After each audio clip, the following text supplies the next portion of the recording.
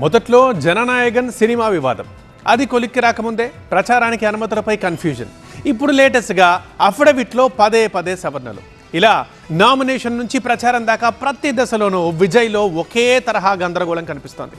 ఇంతకీ విజయ్ నిజంగా కన్ఫ్యూజ్ అవుతున్నారా లేక ఒక ప్లాన్డ్ ప్యాటర్న్తో కన్ఫ్యూజన్ క్రియేట్ చేస్తున్నారా? తనతో పాటు తన పార్టీ విజయంతో తమిళనాడు రాజకీయాల్లో సంచలనం సృష్టించాలని భావిస్తున్నారు విజయ్. అందుకే ఒకే స్థానానికి పరిమితం కాకుండా 2 స్థానాల నుండి అసెంబ్లీ బరిలో నిలిచారు. కానీ టీవీకి అధినేత లెక్క తప్పుతోందా లేక కావాలని తప్పుడు లెక్కలు చేస్తున్నారా అనే అనుమానాలు రైజ్ అవుతున్నాయి. 2 స్థానాలకు పోటీ చేస్తున్న విజయ్ 2 చోట్ల దాఖలు చేసిన అఫిడవిట్లలో వివరాలు వేరువేరుగా ఉన్నాయి అన్నది అధికారుల అభ్యంతరం. దీంతో 3 సార్లు తన అఫిడవిట్లను సవరించి దాఖలు చేశారు విజయ్. విజయ్ ఒక్కరే కాదు, ఆ పార్టీ అభ్యర్థుల్లో చాలా మంది అఫిడవిట్ దాఖలులో ఇదే విధమైన కన్ఫ్యూజన్ కు గురవుతున్నారు. తిరుచిలో సరైన అఫిడవిట్ ను దాఖలు చేశారు విజయ్.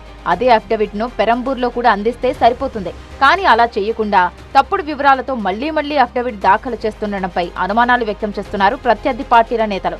ఎన్నికల అఫిడవిట్లో వాస్తవాలను దాచిపెట్టినా, తప్పుగా రాసినా ప్రజా ప్రాతినిధ్య చట్టం ప్రకారం ఉల్లంఘన కిందకే వస్తుంది. అధికారులు నిబంధనలు ఖచ్చితంగా పాటిస్తే నామినేషన్లు తిరస్కరించే ఛాన్స్ ఉంది. దీంతో తాను పోటీ చేయకుండా ప్రభుత్వం అడ్డుకుంటుందనే సింపతి డ్రామా క్రియేట్ చేసేందుకే విజయ్ ఈ విధంగా వ్యవహరిస్తున్నారన్న విమర్శలు అధికార పార్టీ నుండి వినిపిస్తున్నాయి.